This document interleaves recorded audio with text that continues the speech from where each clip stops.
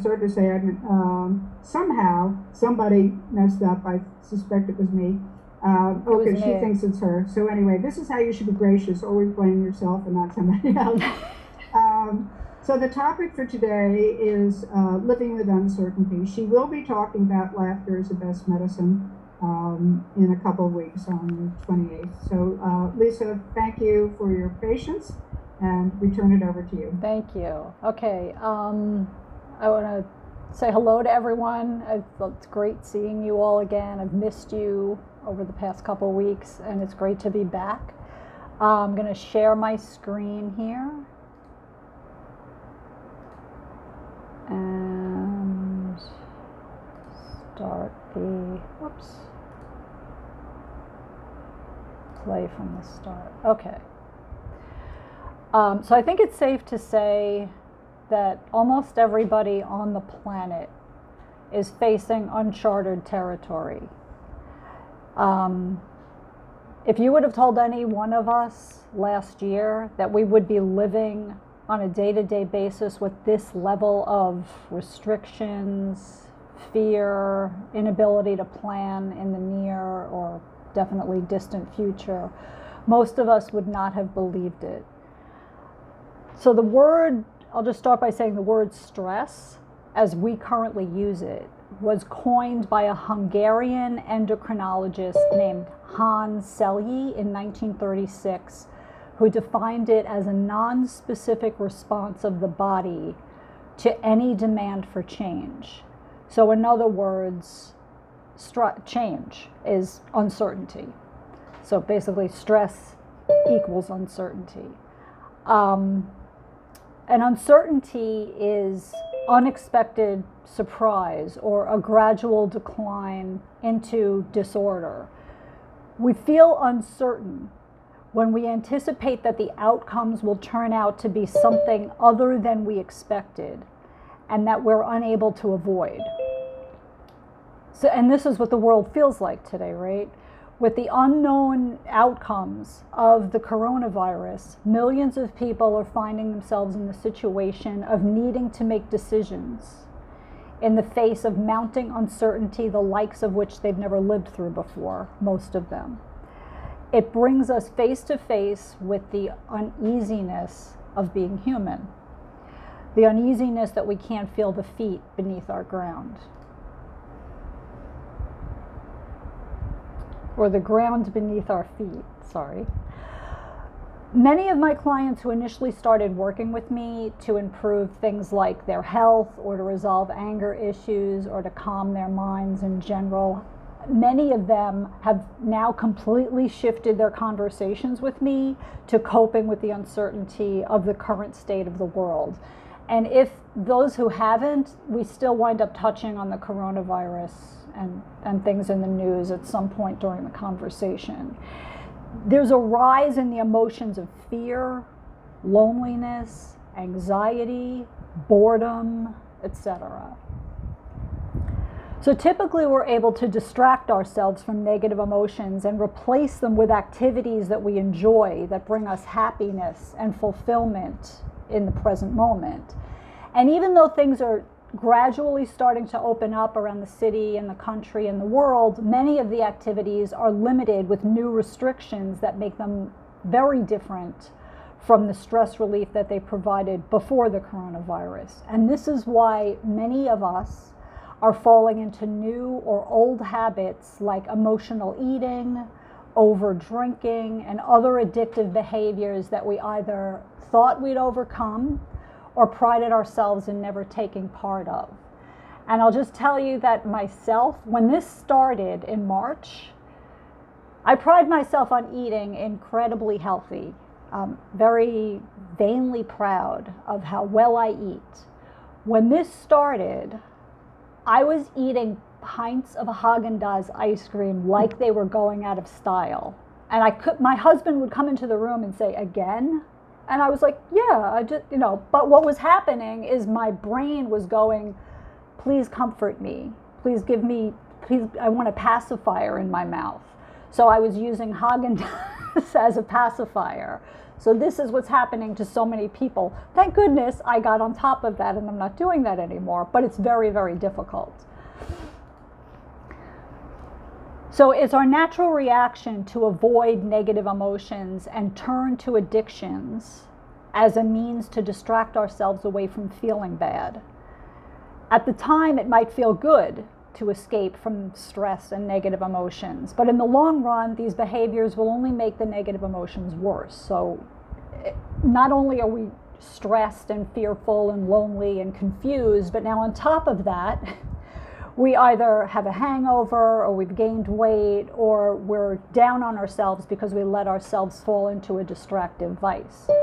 And the solution is, and always has been, to acknowledge and allow these negative emotions. This is how I stopped completely drinking alcohol and how my clients have stopped overeating and kicked other addictions. We have to be willing to give space for these negative emotions. During this time of uncertainty with what will happen during the coronavirus, the economy, and the social unrest, it is especially difficult to do. Suggestions of physical distancing, I call it physical distancing because I think social distancing is a really stupid phrase. I think we need to be socially closer, just physically distant. To reduce the spread of the virus have resulted in canceled or rescheduled events like weddings and graduations, concerts, reunions, sports, summer camps, travel, just to name a few. Our pleasures and our ability to distract from pain have been put on hold. And many of us are going to continue to feel stress, fear, lonely, etc. as a result. So how do we stay fierce during this uncertain time? I think of this as an opportunity to get to know ourselves again, to accept and identify what we are feeling and to grant ourselves to experience it without running away from it, without buffering in distractions, and without numbing in avoidance. Our emotions are triggered by nothing but our thoughts, and while they can feel incredibly uncomfortable, it is very important to understand that the thoughts can't hurt you. What can hurt you is the negative habits that can cause ill health, that can lead to disease or depression, a lowered immunity, which is the last thing we all need right now, sleeplessness, etc. So I'm a perfectionist, or I was, I should say I'm a recovering perfectionist. I spent at least 3, maybe 4 decades of my life with borderline OCD. I needed things to happen in a specific order, and I needed them to things to be in their place.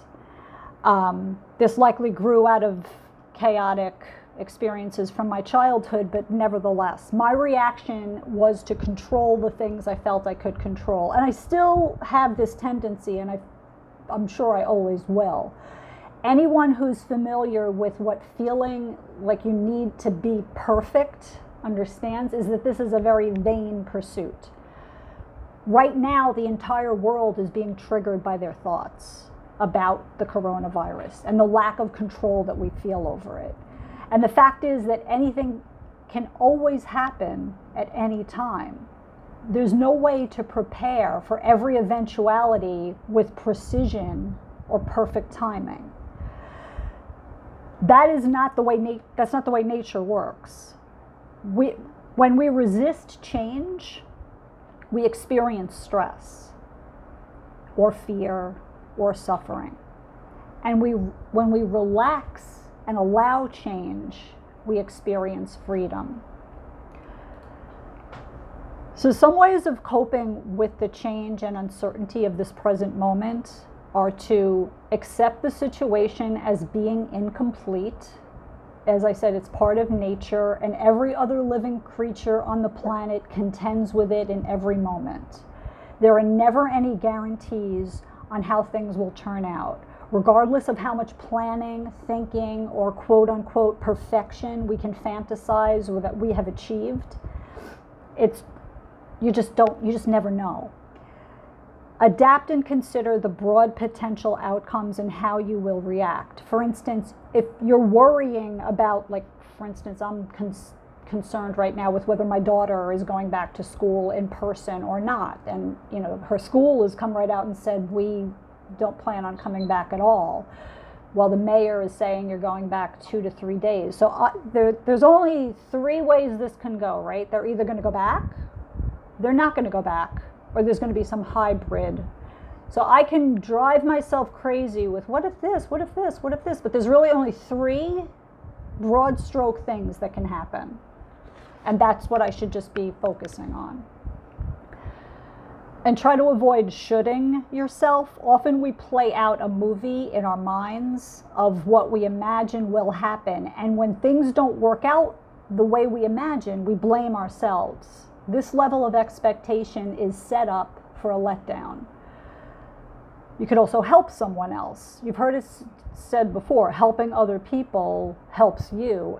Just by having like a loving kindness meditation or wishing others well opens up your awareness and allows you to experience gratitude by altering your focus away from your own ego in the service of others. So if you're feeling lonely, bored, isolated, stressed, anxious, or uncertain, understand that it's okay to be with these emotions. I created this Be With Your Emotions chart, and I'll just go through a couple of these things. I think if you can see my pointer here, I think. So the first one is, I may feel fierce enough to get, I may feel fierce enough to get to know my emotions. I will allow my emotion to exist without judging it or making it go away. I will avoid numbing my emotions or distracting myself from them. I acknowledge and own my emotion. I am not criticizing what I feel. I might even make room for my emotions. I don't love this, but I accept that this is my current emotion. So I want to read, as some of you may know, I like to read poems in between my, I want to read a poem by Rilke. This one is called I Choose to Begin. I love all beginnings, despite their anxiousness and their uncertainty, which belong to every commencement. If I have earned a pleasure or a reward, or if I wish that something had not happened, if I doubt the worth of an experience and remain in my past, then I choose to begin at this very second. Begin what? I begin. I have already thus begun 1,000 lives. That's a Rilke poem called I Choose to Begin. The idea that anything at all is certain is in itself a distraction, because nothing is ever certain, as I said earlier. When we allow ourselves to believe that, we get lulled into a false sense of security with being able to predict and plan every aspect of our lives. We're playing out a movie in our heads that is very temporary. Of course, we all have to make plans, but we just need to keep in mind that we're not completely in control. Anything can change at any time. Just remember what you assumed you might have been doing this summer and what is now happening globally. We grab at pleasure with habits like eating, drinking, drugging, shopping, sex, gambling, and busying our lives so that we don't get a chance to sit with our thoughts and emotions. Being quote unquote satisfied is an illusion. The only thing that is certain is that everything is uncertain. We get to deceive ourselves into thinking things are predictable, ordered, and consistent, but they never are. Being certain in a way is an end. It's a form of death. Being certain is what life, being uncertain is what life truly is. Embracing uncertainty is the way to fully live. So prior to this time, it was easy to happily lose ourselves in daily distractions, good ones, like, there are good ones and not so good ones. So the not so good ones are just a short list here: overeating, gossiping, over drinking, gambling, over shopping, anger, anxiety, or binging on Netflix. In short, vices.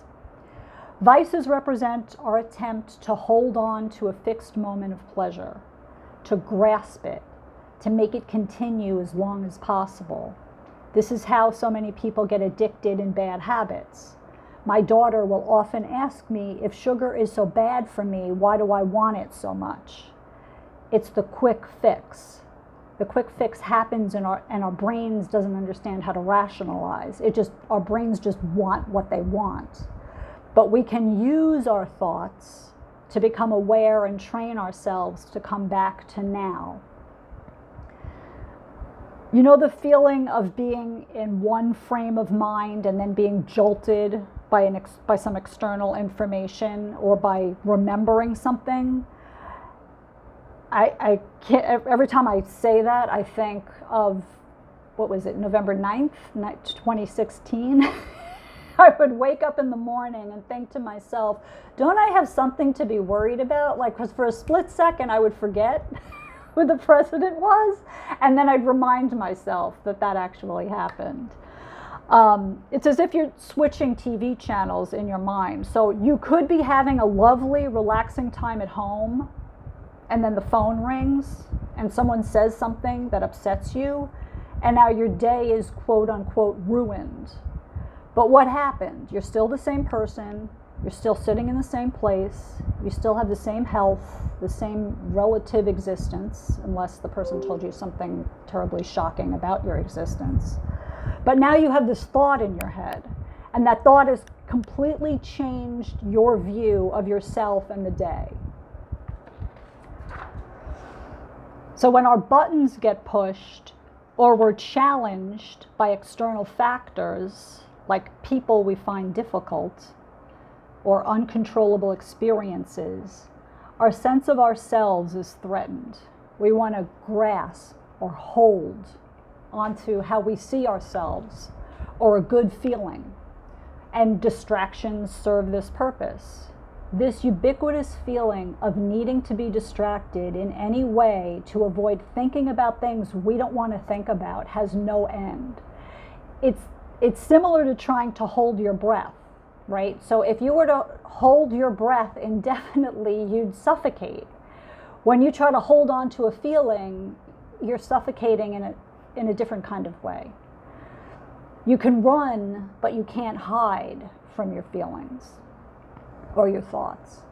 Eventually, your fix isn't going to be enough, and you're going to want more and more to feel anything, or to continue avoiding feeling things you don't want to feel. So many of the ways we distracted ourselves before the coronavirus were with things that were more pleasurable, or at least not considered negative habits. Busyness, for instance. And I can attest to the fact that before lockdown in New York City, I had days that went like this. I'd have overlapped appointments with clients. I'd be going to museums, I'd be going to events, I'd have tasks and chores and socializing and planning and traveling and shopping. And I didn't recognize this as negative behavior. I was just a busy woman running a business and leading my life. But all of a sudden, when we went into lockdown, all of that activity ended in one fell swoop. And I suddenly saw that what I was doing with this busyness was just another form of buffering and avoiding and being distracted. Before the coronavirus, distractions and motivations were completely external, whether it's family, friends, co-workers, superiors, and indeed often within us ourselves. These motivations can take the form of seeking approval, anticipating judgment, hoping for acceptance, fear of feeling or causing someone to feel disappointment, and the desire to be charitable. These distractions manifest themselves in the clothes we wear, the decisions we make about how to spend our money and our leisure time, and the things we say and the actions we take. I just learned about something last weekend that Taiwan is doing. They're taking this to a very interesting level because their citizens are so starved for international travel. They're offering people fake flights. They don't go anywhere. They just show up at the airport at a specific time as if they're really going to get on a flight to go somewhere internationally. They go through security. They go through customs. They check their luggage, they get on the plane, they get in their assigned seat, and then that's it. They get off the plane, they collect their luggage, but they had the feeling that they were busying themselves with going on an international flight, but they wind up just going back home. We hold on to the idea of who we are, thinking of ourselves as having fixed qualities, and we tend to like the people who allow us to hold our fixed self-identities. We tend to not like people who challenged the fixed sense of ourselves. So in truth, we should sort of thank these difficult people because they're calling us out on our own illusion. They're triggering us because they're forcing us to see the ways that we're perceiving ourselves that we don't like. Think of these triggers as gurus or learning opportunities. When you observe something, how you see it is a reflection of you. Whether it's something you like or gravitate towards, or whether it's something that you don't like or look to get away from. And that could be internal or external, but you're thinking of it as separate from yourself. So you're seeing it as other than yourself. I like this quote by the Buddha: "We cannot lose what we don't cling to." So if we can let go of the fixed sense of self and stop grasping tightly to our fixed identity, the world opens up to us. The illusion is the holding on, the grasping. So when the mask is pulled off and we feel vulnerable and don't feel comfortable with it, that's more the reality that we want to get to deal with, so that we're not buffering in the distractions of busyness or whatever habits we're adopting. And we run to places that feel comfortable. So these are the pleasures of mass distraction that I think of as, these are the good habits, right? So busyness, shopping, traveling, planning, and socializing. But now don't get me wrong, I'm not suggesting that we don't do anything but to sit around and contemplate our inner thoughts and feelings. Far from that. But we need to just monitor our behavior and notice when we're getting distracted for the sake of getting distracted. I love this. So I just recently watched The Sound of Music, and the captain had this quote: "Activity suggests a life filled with purpose. Could it be running away from memories, or perhaps just searching for a reason to stay?" So I'm going to just hold on that picture because I love Christopher Plummer so much. And I'm going to read you another poem real quick. This one's by Rumi, called Zero Circle. Be helpless, dumbfounded, unable to say yes or no. Then a stretcher will come from grace to gather us up. We are too dull-eyed to see that beauty. If we say we can, we're lying. If we say no, we don't see it. That no will behead us and shut tight our window onto spirit. So let us rather not be sure of anything beside ourselves, and only that. So miraculous beings come running to help, crazed, lying in zero circle, mute, we shall be saying finally with tremendous eloquence, lead us, when we have totally surrendered to that beauty, we shall be a mighty kindness. Okay, I'm going to leave you up there for a while, Christopher Plummer. So when I suggest people meditate so that they can bring the quality of meditation into their everyday lives, I mean what I was talking about earlier, that we want to avoid just buffering into distraction. So this is how meditation opens up our awareness. Many people think that they need to, quote unquote, get good at meditating so that they can be better people. But that just makes meditation another way of competing with ourselves. We meditate to be able to notice that we are becoming distracted and then to catch ourselves.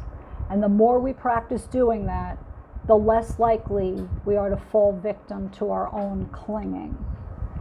And I just want to throw in here that I just started a daily free meditation. It's a 10 or 15 minute meditation every day at 9 o'clock. And you can go on my website and register for it.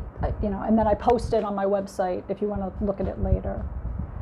Okay, Christopher Plummer. Lisa, at the end, we can give people the information? Yes. Okay, great. Okay, Christopher Plummer, I have to leave you now. So think about if you're training for something, like I've trained for marathons before. But if you're training for a marathon and you've never run more than, let's say, a half marathon, you don't consider yourself to be a failure if you can't run a marathon as soon as you say, I'm planning to run a marathon, right? That would be silly. You understand that you have to work on it. You have to practice regularly to strengthen your muscles, your endurance, your stamina. And meditation and this acceptance of being with who you are now is the same. You have to practice on the cushion, or however you want to practice this, so that you can have the strength and endurance and stamina off the cushion.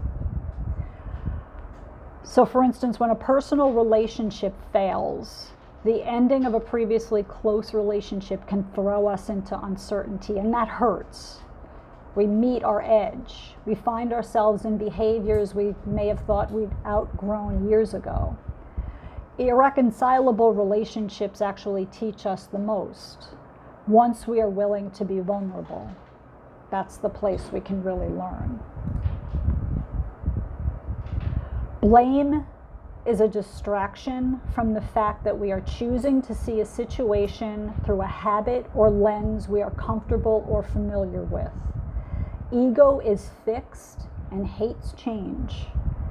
Ego hates reality that conflicts with the identity that it has constructed. So I'm just going to quickly go through these 5 grasping distractions. So number 1 is clutter.